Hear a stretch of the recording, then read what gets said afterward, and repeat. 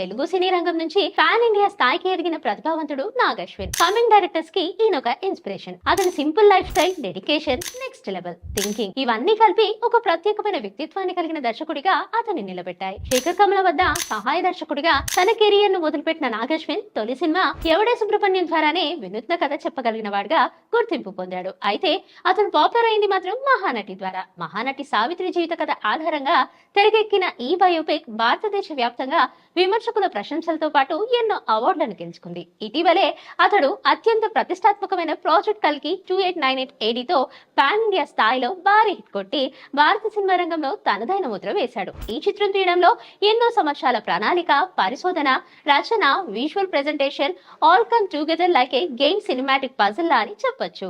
తాజాగా ఓ కళాశాల ఈవెంట్ లో పాల్గొన్న నాగ్ అశ్విన్ విద్యార్థులతో ముచ్చటించారు. ఆ చర్చలో భాగంగా ఆయన తన ఆలోచన విధానం, సినిమాలపై ప్రేమ, కల్కి చిత్రం తీసిన విధానం గురించి ఓపెన్ గా మాట్లాడారు. ప్రతి సీన్ వెనుక నెలల తరబడి హార్డ్ వర్క్ ఉంది, కథే కేంద్ర బిందువు, అదే మా విజయం వెనుక కారణం అంటూ కల్కి సినిమా గురించి వివరించారు.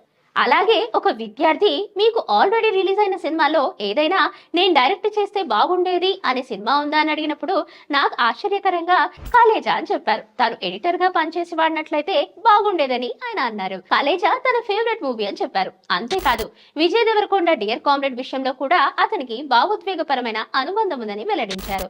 ఇంకా 2008 లో తాను మెమరీస్ మీద కథ రాస్తున్నప్పుడు ఆ తర్వాత ఇన్వెన్షన్ లాంటి సినిమా రావడం తనకు ఎంతగానో ఆశ్చర్యాన్ని కలిగించిందని చెప్పారు.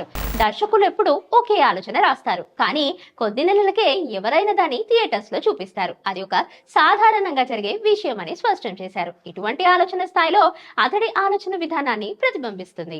ఇటీవలే జాతిరత్నాలు సినిమాలో వాడిన మారుతి 800 కార్లో ఆయన కనిపించిన వీడియో సోషల్ మీడియాలో వైరల్ అయింది. ఆ వీడియోపై స్పందిస్తూ ఆ కార్ నాదే, నాలో ఏ గొప్ప విషయం లేదు, ఒక వ్యక్తి వీడియో తీసి పెట్టాడంతే అంటూ తన సాధారణత మరోసారి చూపించారు. తాజాగా సినిమా రంగంలోకి అడుగు పెడుతున్న ఏఐ టెక్నాలజీ గురించి మాట్లాడుతూ ఏఐ ఎంతటి శక్తివంతమైనదైనా దాన్ని డైరెక్ట్ చేయాలంటే మానవ మేధస్సే అవసరం, దిశ చూపించేది మనమే అని పేర్కొన్నారు. ఈ విధంగా నాగ్ అశ్విన్ మరోసారి తనేంటో నిరూపించుకుంటున్నాడు. అతడు కేవలం విజయం కోసం పనిచేసే డైరెక్టర్ కాదు, అతను కథకు ప్రాణం పోసే కథకుడు. భిన్నమైన దృక్పథంతో ప్రపంచాన్ని చూస్తూ భారత సినిమాకి కొత్త దారులు తీసుకువెళ్తున్న విశిష్ట కథనాకారుడు. Please subscribe to the channel and download the Politicos app from the links in the description.